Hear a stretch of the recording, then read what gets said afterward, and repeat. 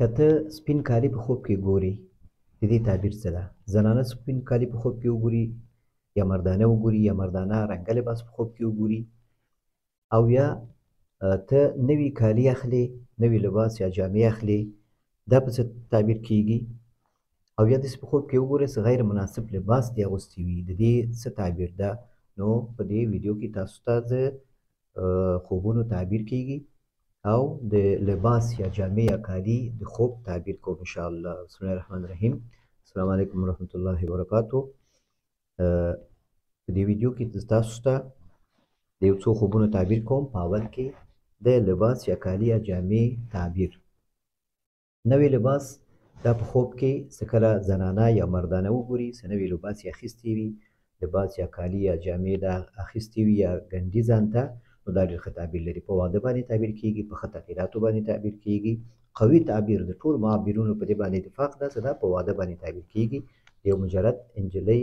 جنۍ یا هلک لپاره. او همدارنګه څه کله یو تحفه کې تا ته څوک لباس درکوي تحفه کې تا ته لباس چا درکړه دا په دې باندې تعبیر کیږي چې دا کس ستا په عیبونو باندې پرده اچولی ده. او څه کله ته خپل کالي یا جامې ګورې کمیز چې ډېر اوږد ده نو دا په دینداري باندې تعبیر کیږي. ځکه عمر رضی الله عنه خوب یې لیدلی و چې کالي جامې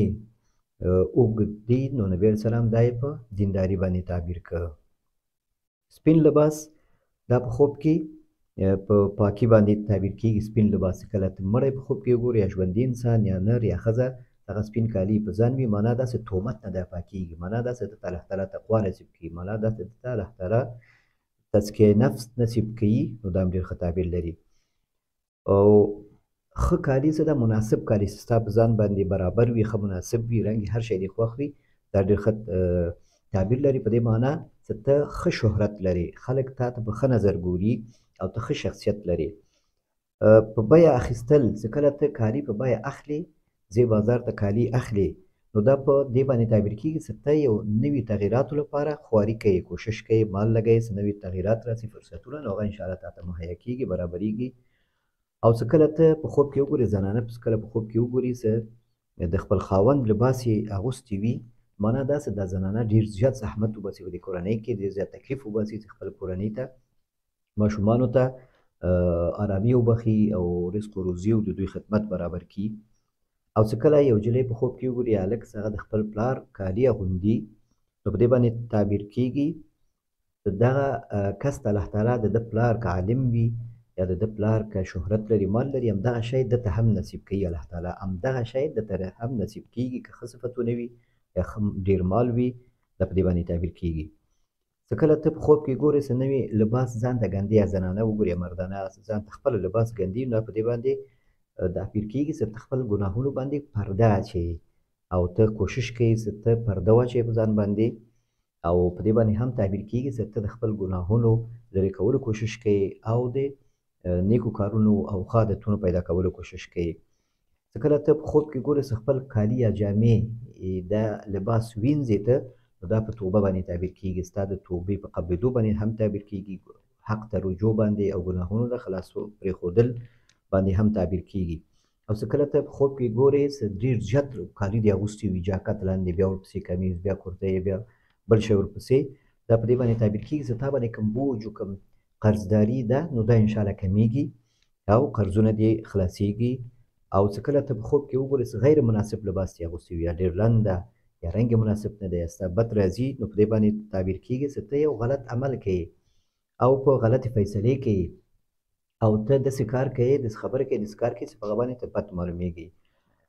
او دا رنګه لباس بیا سړي ته چې دی دا په لانجو باندې تعبیر کیږي په جذباتو باندې په مرض باندې هم تعبیرېدلی شي. او ښځو ته بیا ښه ده دا رنګه لباس لکه سور او تیز رنګونه رنګه دا بیا ښځو ته ښه تعبیر لري په واده باندې تعبیر کیږي. والله تعالی اعلم. یو څو خوبونه دي دا خوبونه هم تعبیروو. زموږ په وطن کې یو تنور زموږ د تره کور مخې ته ایښې وي ګرمه ډوډۍ وي پکې پخ شوي وي د جوارو ډوډۍ خوا کې ورسره پراتې ایښې وي زه لګیا یم تنور نه ګرمه ډوډۍ راوباسم تخت باندې ږدم بل چاته وایم چې دا تخت راڅه ونیسئ چې موږ موټر کې بار کړم تره ښځه مې هم راته ګوري. نو تنور په خوب کې په مال باندې تعبیر کېږي څومره تنور اور یې زیات وي غټ وي ډوډۍ پکې زیات وي ډوډۍ نه ډک وي نو دې باندې تعبیر کېږي چې کاروبار باندې انشاءالله برکت راځي او هغه مال او دارایي هم زیاتېږي رزق هم زیاتېږي دا په دې باندې تعبیر کېږي او داسې د تره کور مخې ته دا ایښې وي دا په دې باندې تعبیر کېږي چې د ده د تره دغه د تره د وجې نه تاسو ته الله تعالی د ده د ښه والي د وجې نه یا تاسو د اتفاق او اتحاد په وجه باندې الله تعالی تاسو ته ښه روزي او ښه مال نصیب کوي خو تر هغو پورې چې تاسو خپل منځ کې اتفاق ولرئ او یو بل سره په ګډه کار وکړئ والله تعالی اعلم دویم خوب دا وایم میرمن مې خوب کتلی چې زموږ د کوټې سر باندې بام باندې غوا ګرځي زموږ د کور بستره دی یا بړستنه هغه یا کمپلې زموږ هغه د غوا په سر باندې اچول شوي او هغه په بام باندې ګرځي نو غوا څه ده یو غوا څه ده په یو کال باندې تعبیر کېږي څه کله هغه چاغ وي ښه برابر وي نو معنا داسې د آینده کال دی دا روان کال د آینده کال دا به ښه کال وي او څه کله دا ډنګر تالیدلې وي نو په دې باندې تعبیر کېږي چې د آینده کال د روان کال دغه په تا باندې به همداسې به وي که ته وغواړې ونه غواړې دا به په تا باندې وي او دا تا د وجې نه دا کار نه شوی ستا ته کار د پیدا کېږي دا تا باندې مقرر شوی د بره له بام نه مراد څه ده فیصله شوی ده مقرر شوی ده دې کې ستا وسه نه رسېږي او دا تا ته لږ ناممکن غوندې ښکاري چې څنګه دا کار شوی ده خو شوی ده دا فیصله شوی نو هم دغه غوا ته کتل کېږي ته به غوا ته په دې خوب کې ګورې کوم حالت کې دې کتلي ښه حالت کې دې کتلي نو معنا آینده کال دې ښه ده او که ډنګر دې لیدلي نو آینده کال دې لږ مشکلات به وي والله تعالی اعلم دریم خوب د وایي زه او پلار مې کابل پر خشتي سره څادر اخلو تور پتو وي ښایسته موږ وایو چې دغه واخلو بیا راویښ شوم واخیستل یا نه اخیستل دا مې په یاد نه دي نو څادر څه ده دا لباس جمله کې راځي خو د زینت لپاره او دا په دې باندې تعبیر کېږي چې د خلکو د خبرو نه ځان ساتل یعنی تا سره چې کوم تشویش ده چې خلک به څه وایي یا خلک د شر نه به څنګه ته ځان ساتې نو هغه اراده ستا ښیي چې دغسې کارونه کوې دغسې کوشش کوې چې د خلکو د خبرو نه ځان وساتې او د خلکو د خبرو نه ځان څنګه ساتل کېږي په دې باندې ساتل کېږي چې سړی ځان راټول کړي او ډېر خبرې او هر چا سره رازونه او د خپل حال بیانول دا ډېر ونه کړي نو د خلکو د شر نه بیا حفاظت کېږي او خپل هغه کوشش وکړي چې خپل ژوند کې مصروف اوسېږي او دې ته ونه ګوري چې خلک څه وایي هر کار چې کوي د الله لپاره وکړي والله تعالی اعلم څلورم خو دا وایم ما سپین کالي یا جامې اچولې وي په لاره تېرېږم یوه ویاله وي اوبه یې خړې وي روان وي نه پوهېږم خپله ځان ور واچوم یا پښه مې وښویه شي وغورځېدم ټول کالي مې جامې مې لامده شي وایم اوس چې راجګ شم کالي تک تور شوي به د ویالې څنګ ته د توت ونې وي لاس اوږد کړم راوځم کالي ته مې ګورم هماغسې پاک سوتره دی تک سپین دی خپل رنګ یې نه و بدل کړي روان یم یو چا کره ځم سید نام کره یو کس دغه کره وایي زما نو دا ډېر ښه خوب د الله د ښه کې په دې باندې تعبیر کېږي چې تا سره څه تشویشونه دي د خپل فامیل د ښځې په رابطه باندې هغه سره ته شکي ده ستا سپین کالي نه مراد ستا دا ښځه ده څه پاک ده او حیاناکه ده او دا ستا څه ته فکر کوې څه کیدی شي دې ته شی ورسېږي د اوبو نه مراد د ویاله نه مراد دغه ژوند او مشکلاتو خبرې که ته پورته څه ته فکر کوې څه کیدی شي مشکل پیدا شي مشکل نه پیدا کېږي ولو که ته یو مسله کې هم ګیر یې یو مشکل کې مخکې واقع شوی او ته اوس بیا فکر کوې څه کیدی شي دا خبره تا پسې بیا وشي نو نه کېږي انشاءالله الله تعالی تا ته د دې تهمت او د دې مشکلاتو نه الله تعالی تا ته نجات درکړي او د توت ونې نه مراد ته توت ونې ته لاس اچوې نو دې نه مراد ښه عملونه دي ځکه توت څه ده دا ثمره د میوه ده نو ثمره او میوه د انسان څه ده د ژوند هغه مادي د معنوي ده نو مادي څه ده همدغه اولادونه دي او د معنوي څه ده نیک عملونه دي چې د نیکو عملونو په سبب باندې الله تعالی کلمه ده د ونې نه مراد کلمه هم ده څومره کلمه ایمان قوي وي نو همدومره الله تعالی نجات ورکړي انسان ته د مشکلاتونه والله تعالی اعلم پنځم خوب د مسجد کې جماعت سره لمونځ کوم د امام مقتدیانو ترمنځ غلط فهمي پیدا شي ملا تللي سجدې ته او موږ رکوع کوو مقتدیان ټول ګډوډ شي لمونځ تکمیل کړو خو لمونځ تکمیل کړو نو دا هم ډېر ښه خوب ده په دې باندې تعبیر کېږي چې یو مشر د مقتدي نه مراد د څوک چې لاس لاندې خلک دي او د امام نه مراد مشر یعنی د مشر یو څه غلطي ده چې هغه په وجه باندې یا مشر یو څه په خبره کې تیزي کوي او دا کشران او دا ستاسو کورنۍ وي یا بل ځای ترتیب وي هغه کې ته فکر کوي چې کیدای شي مشکل پیدا شوي ځکه تاسو یو خبره نه شاته پاتې شوي چې خلک هغوی لږه کې مخالفت راغلی نو هغه انشاءالله مشکل نه پیدا کیږي لږ به وروسته کیږي خو هغه مسله حل کیږي څه غټ مشکل نه پیدا کیږي والله تعالی اعلم. شپږم خوب ده وایي بېګا مې پلار خوب ته راغلی لاس ته راته په اوږه اچولي وي وایي راشه دغه خیرات ته ځو هلته ځای نه وي وایم دلته نه کینو ځای نشته خلک پردي وي خپل نه وي بیا کینو له هغه مخکې اراده مې کړې وي چې دې خیرات ډوډۍ وخورم خو ناڅاپي پلار سره مخ شم نو څه کله ته وخورم یعنې ته نه کینې بیا هلته بیا کینو بیا کینې خو ډوډۍ خوراک دې په یاد نه ده نو دا په دې باندې تعبیر کیږي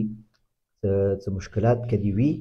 نو مشکلات دې انشاءالله حل کیږي په دې باندې حل کیږي چې ته هغه د پلار لاره تعقیب کړې چې کله پلار د څه کوم طریقه ده او کوم دغه ده کوم خبره تاته کوي په هغه باندې ته عمل وکړې او د خپل ځان نه څه خبره ونه کړې او پلار خبره ومنې دې کې دې خیر دی انشاءالله دې کې دې مشکلات عمل کیږي او دې کې خپل هدف ته رسیږي والله تعالی اعلم. اووم خوب ده وایي قرضدار یم او مسافر هم یم بېګا مې ښایسته خوب ولیده بېګا چې پرېوتم اووه وارې درود شریف وویله او قل هو الله شریف مې هم ویلې په ځان مې چوف کړو د شپې خوب ولیده چې د مڼې باغ وي د انګورو باغ وي غټ باغ وي دا مې اخیستي وي نو دا هم ډېر ښه خوب ده معنا داسې تا زحمتونه دې ویستلي کارونه دې کړي کوم کار کې لګیا دا انشاءالله ثمره ورکوي نتیجه ورکوي ورو ورو په دې شرط چې دا کار پرېنږدي لکه یو باغ یو شی چې کرې نو هغه خو زر نه رسېږي نو هغه ته به لږ صبر کوې پرېږدې به یې نه که صبر دې ونه کړه نو په هغه کې ته مخکې بیا میوه یې لاسته نه راځي نو دا کاروبار همداسې ده چې کله یو کار بار شروع کوې کاروبار نو هغه کې ستا دوام ورکړه صبر دې وکړه مخکې لاړې نو الله تعالی تا ته هغه نتیجه آخره میوه نصیب کوي نو خوب نه معلومیږي چې ستا کارونه انشاءالله روان دي او ته څه کوم سرمایه ګزاري دې کړی کوم کار دې شروع کړی دا انشاءالله نتیجه ورکوي چې دا کار پرېنږدي دې کې به انشاءالله مشکلات حل کیږي والله تعالی اعلم. اتم خوب ده وایي زما خور وفات شوې ده زما د تره لور هغه په خوب کې لیدلی چې جومات ته راشي نوی جومات زموږ کلي کې جوړېږي سپینې جامې اچولې وي هغه جومات کې ولاړه وي زه ورته وایم ته خو مړه وې څنګه دلته راغلې وایي زه خو د اذان په وخت کې راځم دلته اذان کوم او بیا بیرته ځم دا په دې باندې تعبیر کیږي چې دغه مړی راځي او د جومات ته اذان کوي او ته هغه ګورې نو په دې باندې تعبیر کیږي چې ستا یو کار څه مشکلات څه هغه بند ده یعنې دا خوب هغه مړي ته نه تعبیر کیږي تا ته تعبیر کیږي چې ستا څه مشکلات وي څه هم و غم وي څه تشویش وي څه د ناکامي ویره در سره یي هغه انشاءالله مشکلات دې حل کیږي هم او غم دې تشویش دې رفع کیږي او الله تعالی تا ته سرخویي نصیب کوي تکلیفونه یې در باندې مرض وي هر شی وي انشاءالله هغه حل کیږي مشکلات دې حل کیږي ستا د ګمان برخلاف لکه دا مړی ستا د ګمان برخلاف راځي جومات ته وایي چې زه اذان کوم او ستا ذهن نه مني نو دغسې ستا یو ختم کار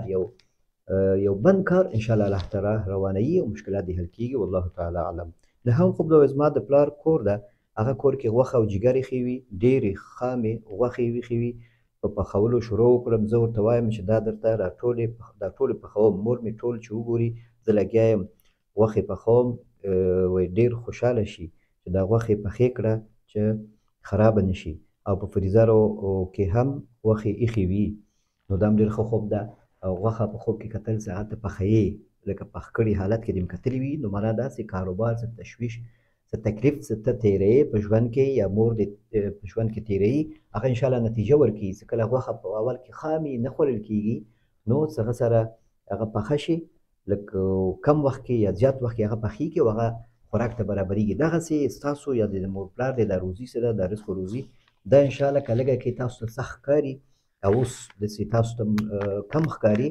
او سخت ښکاري دا انشاءالله تاسو خپل منځ کې اتفاق او اتحاد ولرئ دلسوزي ولرئ دعا وکړئ د خیر انشاءالله همکاري وکړئ نو دا مشکلات رفع کېږي او د دوی د ولاړ کارونه خام کارونه دا به روانېږي والله تعالی اعلم.